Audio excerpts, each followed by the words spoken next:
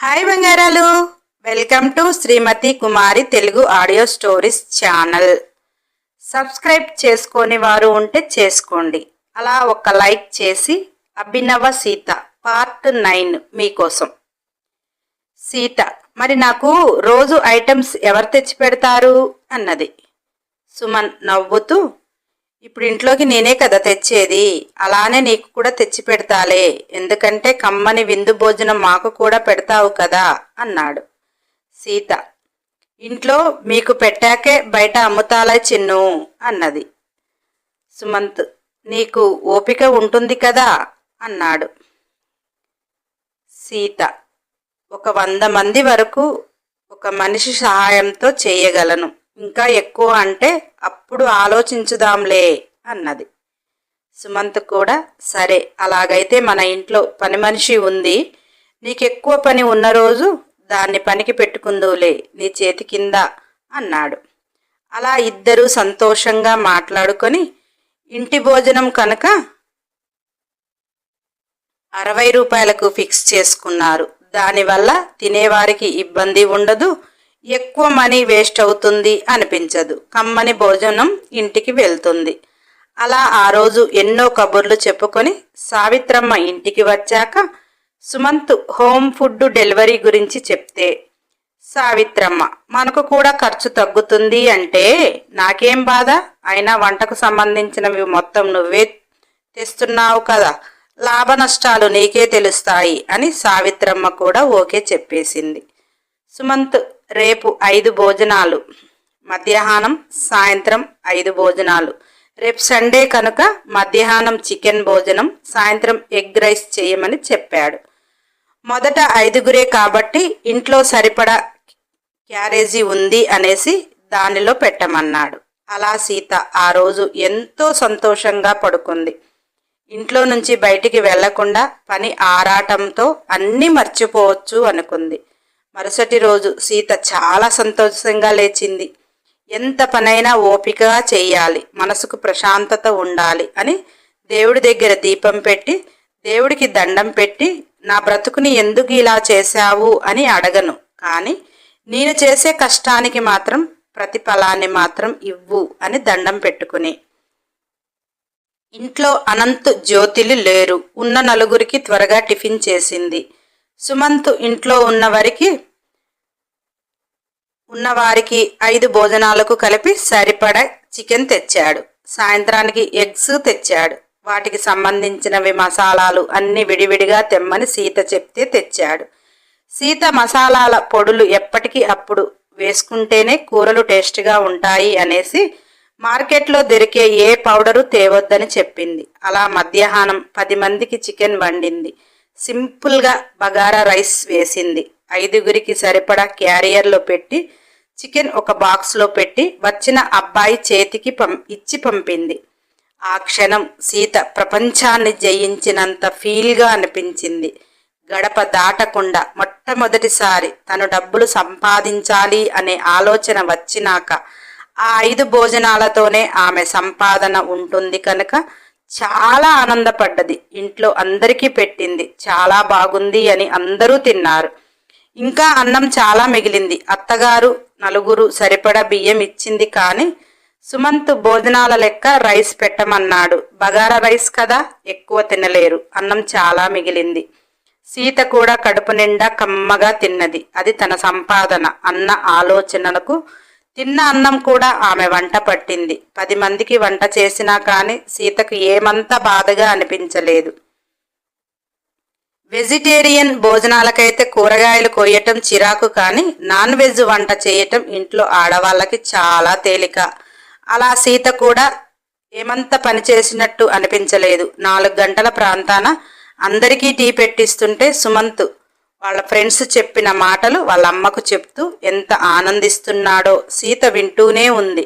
వంటలు చాలా బాగున్నాయి, అసలు ఇంత రుచికరమైన భోజనం మేము ఎప్పుడూ తినలేదు అని ఫ్రెండ్స్ ఎంతలా ఆనందపడి, కడుపు నిండా తిన్నామురా, మాకు చాలా ఎక్కువ కూడా అయినది అని చెప్పారని తల్లికి చెప్తుంటే సీతకు కూడా చాలా సంతోషంగా అనిపించింది.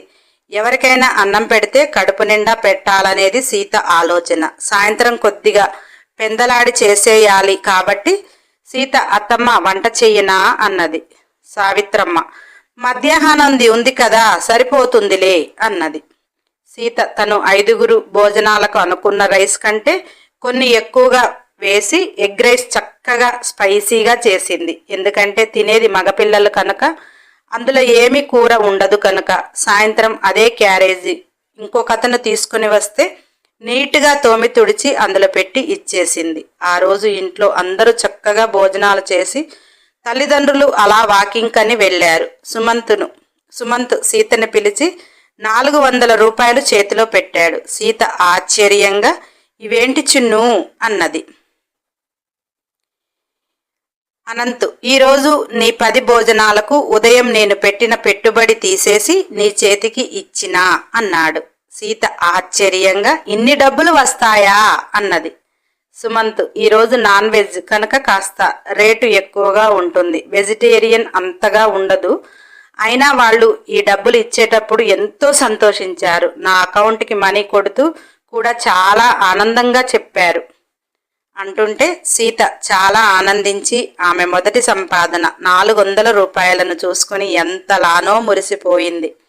సీత ఆనందాన్ని చూసిన సుమంత్ కూడా కాస్త స్థిమితపడ్డాడు. ఉదయం నుంచి పాపం హడావుడిగా చేస్తూనే ఉంది, కానీ కమ్మగా చేసింది.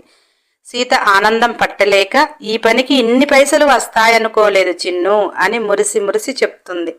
సుమంత్ ఇంకా నీకు ఎక్కువ డబ్బులు వచ్చేటివి, కానీ బయట పెట్టాల్సిన రైసు మాకు పెట్టావు కదా అన్నాడు. సీత అత్తమ్మ రైసు సాయంత్రం ఇవ్వలేదు చిన్ను, మరి నీకు సరిపోకపోతే మీకు సరిపోకపోతే బాగుండదు కదా. నేనింతకు ముందు అంటే తినకుండా పడుకున్నా వచ్చిన నష్టం లేదు. ఇప్పుడు అలా కాదు, నేను తిని బలంగా ఉంటేనేగా నా పని నేను చేసుకోగలను. అందుకే కొద్దిగా ఎక్కువ పెట్టానులే. ఏం పోయింది అన్నది. సుమంత్ వ్యాపారం చేసేటప్పుడు అలా ఆలోచించొద్దు అన్నాడు. సీత కడుపు నింపే పని డబ్బులకు చేసినప్పుడు తృప్తిగా పెట్టాలి. అవసరమైతే మన దగ్గర ఉంటే ఏ డబ్బులు తీసుకోకుండా పెట్టాలి అన్నది. సుమంత్ సరే కాని రేపు పగలు భోజనాలుండవు, ఒక ఆదివారం మాత్రమే. రేపటి నుంచి వాళ్ళు చెప్పిన దాని ప్రకారం సాయంత్రం రోజు 10 భోజనాలు అన్నాడు. సీత మరి పంపించటానికి క్యారేజీ లేదు కదా అన్నది. సుమంత్ నేను వాళ్ళతో చెప్పాను, మీరందరూ తలా కొన్ని వేసుకొని పెద్ద క్యారేజీ కొనుక్కోమని చెప్పాను. వాళ్ళు ఆనందంగా అసలు ఇవాళ తిన్న భోజనం తినాలి అంటే పెట్టి పుట్టాలి అని వాళ్లే అంటున్నారు. ఎవరి రూములో క్యారేజీ వాళ్లే తెచ్చుకుంటారు. రేపటికైతే సాయంత్రం 10 భోజనాలు, కూరగాయలవి చూసుకో అన్నాడు. సుమంత్ ఇద్దరు చాలాసేపు మాట్లాడుకున్నారు. సీత ముఖంలో ఆనందం సుమంత్కి మనసుకు ప్రశాంతతనిచ్చింది. ఎప్పుడు మూడిగా ఉండే అమ్మాయి పనిలో పడి ఆనందాన్ని వెతుక్కుంటుంది అనేసి సుమంత్కు కూడా కాస్త హ్యాపీగా అనిపించింది. సీత కూడా ఇక కడుపుకి కమ్మగానే తింటుంది. ఆమె తిండి ఆమెదే కదా. తల్లి కొలతలతో బియ్యం ఇస్తుంది. ఇక ఒక పూట తిన్నా రెండో పూట ఆమె సంపాదనతో తింటుంది అని. ఇక ఆ రోజు సీత ఆ 400 రూపాయలను చూసుకొని ఎంతలా మురిసిపోయిందో. ఎక్కడ లేని శక్తి ఒంటికి వచ్చింది. 1000 ఏనుగుల బలం గుండెకు వచ్చింది. పెద్దగా పనిచేసినట్టు లేకపోయినా 400 రూపాయల డబ్బులు వస్తే సీత అంతలా మురిసిపోతుంది. అనంత్ జీతము సుమంత్ జీతము తెలిస్తే పాపం ఏమవుతుందో. ఆ రోజు చాలా పొద్దుపోయాక అనంత్ జ్యోతిలు ఇంటికి వచ్చారు. వాళ్ళు వచ్చిన సంగతి సీతకు తెలియదు. ఆమె ఆనందంలో ఆమె ఉండిపోయింది. మరుసటి రోజు సీత ఇంట్లో పనులు చకచకా చేసుకుంటుంది. ఆమె ముఖంలో కళ స్పష్టంగా కనపడుతుంది. జ్యోతి టిఫిన్ చేస్తూ సీతను చూసి, మీ అయ్యకు కోట్లు ఆస్తి కలిసొచ్చినట్టు అంతలా ఆనందిస్తున్నావు ఏంటో అని దీరగించింది. సీత జ్యోతి అనే మాటలకు సమాధానం చెప్పటం కూడా దండగే అని ఆమె చిరునవ్వును చెరగనీయకుండా ఇంకాస్త ఎక్కువగా నవ్వి వెళ్ళిపోయింది. జ్యోతికి ఒళ్ళు మండిపోయింది. జ్యోతి పొగరుగా, ఇక్కడికి వచ్చినాక దీనికి బలుపు బాగా వచ్చింది అన్నది. సుమంత్ అవును వదినమ్మ, అందుకే మన ఇంటికి దగ్గరికి వచ్చిన దగ్గర నుంచి సీతమ్మ చాలా లావైనది. మనం చాలా బాగా పెడుతున్నాంగా.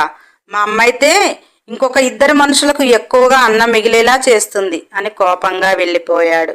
అనంత్ జ్యోతిని, ఎందుకు ఇష్టానికి మాట్లాడతావు, ఇంట్లో అందరితో ఎందుకు నువ్వు కంటవుతావు అని అంటుంటే, నారాయణ, నేను పెద్దవాడిని అనకూడదు కానీ ఆ పిల్ల వండి పెడుతుంటే అందరము మనమే లావయ్యాము. ఏ ఒక్కరోజైనా మీ అత్తమ్మ ఆ పిల్లకి ఉంచిందా లేదా అని ఎవరైనా అడిగామా? ఉన్నదో లేదో, తిన్నదో లేదో, ఏ రోజు మన తోటైతే వాదనకు కూడా దిగలేదు కదా. ఎందుకు జ్యోతి, సీతను చూస్తే సహించలేవు అన్నాడు. జ్యోతి, అది మన ఇంటికి ఊడిగం చేయటానికి వచ్చింది, డబ్బులు పెట్టి కొన్నాము, ఎవరి కోసం చేస్తుంది అన్నది.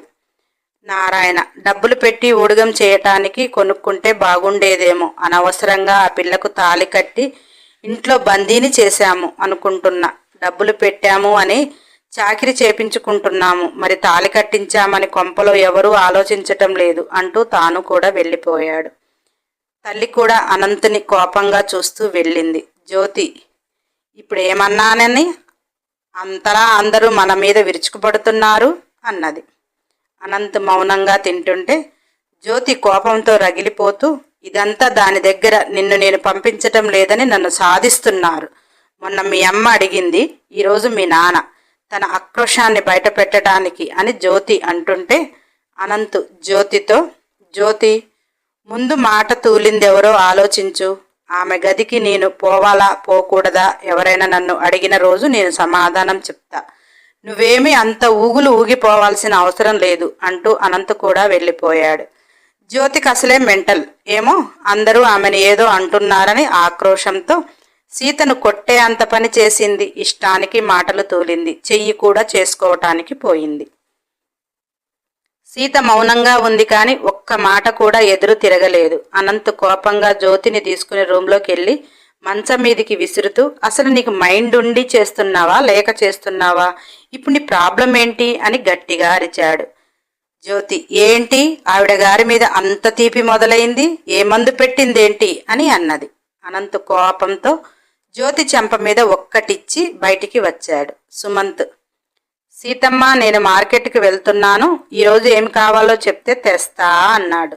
అనంత్ నొసలు ముడి చేస్తూ, ఎప్పుడు మార్కెట్కి వెళ్తే అమ్మని అడుగుతాడు, ఈరోజేంటి ఈవిడగారిని అడుగుతున్నాడు అని వచ్చి సోఫాలో కూర్చున్నాడు. సీత అంతకుముందే స్లిప్ రాసి ఉంచింది. సీత ఆ స్లిప్ తీసుకుని వచ్చి సుమంత్ చేతికి ఇచ్చింది.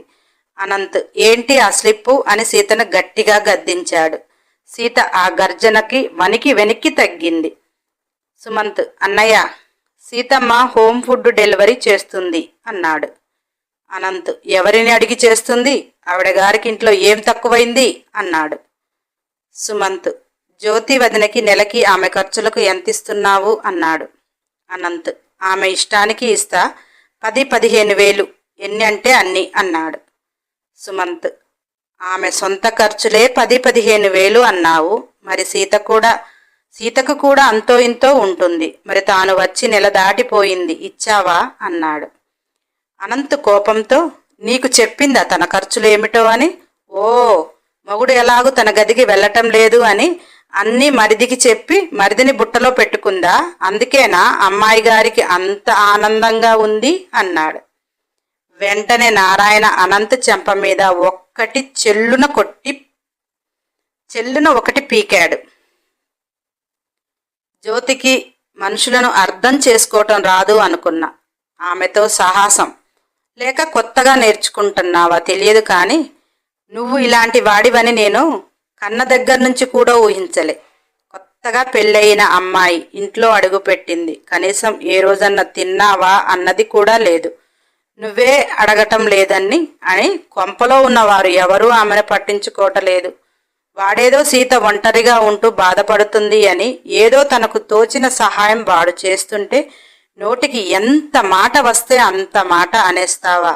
సీత గురించి నీకు తెలియదు, నీ ఇష్టానికి ఊహించుకుంటున్నావేమో, కానీ నీ తమ్ముడు గురించి నీకు తెలుసు కదా, చిన్నప్పటి నుంచి చూస్తున్నావు. తప్పంతా నీ దగ్గర పెట్టుకొని ఇష్టానికి మాట్లాడుతున్నావు. కానీ అసలు నువ్వు కొత్తగా పెళ్ళై వచ్చిన అమ్మాయి ఎన్ని కలలతో అత్తారింట్లో అడుగు పెడుతుందో తెలుసు కదా. నువ్వు జ్యోతిని పెళ్లి చేసుకున్న వారం కూడా ఇక్కడ ఉండకుండా బెంగళూరు పట్టుకొని పోయావే, అలా కాదా ఏ ఆడపిల్ల మనసైనా? నువ్వు మనిషిగా ఉండి అవతల వాళ్ళని అనటం నేర్చుకో. నా పిల్లలను నేను కనిపించాను కానీ స్వతహాగా వాళ్ళ బుద్ధి అలా కాదు. నా పెంపకంపై నాకు నమ్మకం ఉంది అని నారాయణ అంటుంటే అనంత్ డబ్బుకు అమ్ముడిపోయి వచ్చిన దాన్ని భార్యగా ఎలా స్వీకరించాలి అని గట్టిగా అన్నాడు.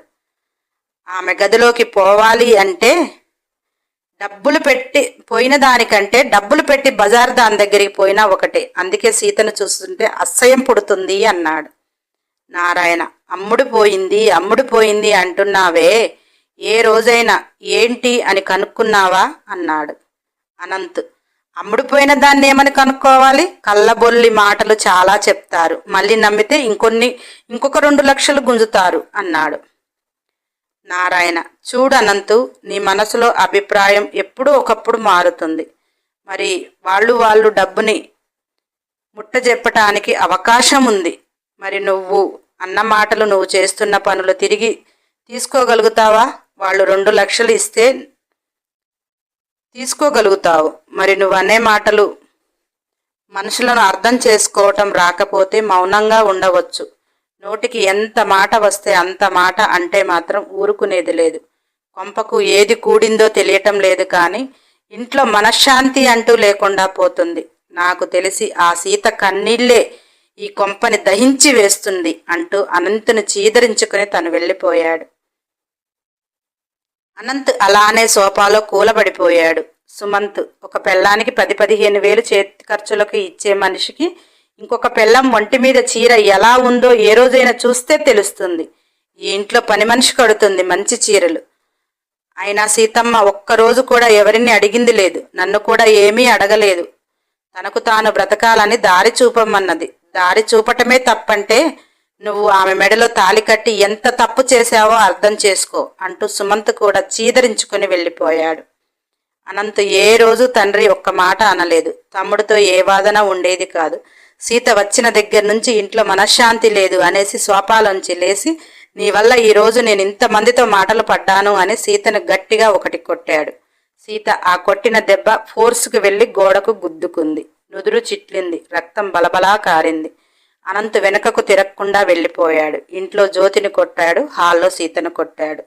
అనంత్ ఏ రోజు ఆడవారి మీద చేయి చేసుకున్నది లేదు. తనకే అసహ్యం అనిపించి వెళ్ళిపోయాడు.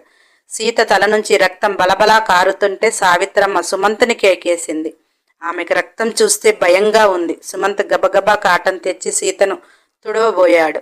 సుమంత్ను తాకనివ్వకుండా చెయ్యి అడ్డుపెట్టి సీత సుమంత్ చేతిలో కాటన్ తీసుకొని తానే తుడుచుకుంది. సుమంత్ మంచినీళ్ళు ఇస్తే సీత గడగడా తాగేసింది. సుమంత్ పసుపు డబ్బా తెచ్చి తాను పెట్టబోతుంటే సీత వెనక్కి జరిగి, చిన్ను నాకేం పెద్ద దెబ్బ తగలలేదు, నేను పెట్టుకుంటాను అని తన గదిలోకి వెళ్ళి ముఖం మొత్తం శుభ్రంగా కడుక్కొని పసుపు పెట్టుకొని గాయం పెద్దదిగా కనిపిస్తుంటే ఒక పాత కాటన్ క్లాత్ తలకు గట్టిగా చుట్టుకుంది. కాసేపు అనంత్ మాటలు మొత్తం చెవులలో మారు మోగుతుంటే నుదురు చిట్లు రక్తం కారిన దానికంటే అనంతన్న మాటలు నొప్పిని కలిగిస్తున్నాయి. ఎంతసేపు ఏడ్చినా తనివి తీరటం లేదు. తాను ఇంట్లో ఎవరితో మాట్లాడను లేదు, గొడవ పెట్టుకుని లేదు, నాకు ఇది కావాలని అడిగింది లేదు. తను ఎంత మౌనంగా ఉన్నా అయినా ఇంట్లో ఎందుకు ఇలా గొడవలవుతున్నాయి? సీత ఒకటే ఆలోచిస్తుంది. తన భర్తకు తాను మంచిది కాదు అనే అభిప్రాయం ఉన్నది. అనంత్కి ఆ అభిప్రాయం సీత ప్రవర్తన వల్ల కలిగింది కాదు. కానీ ఆ అభిప్రాయం అతని నుంచి ఎలా పోతుంది?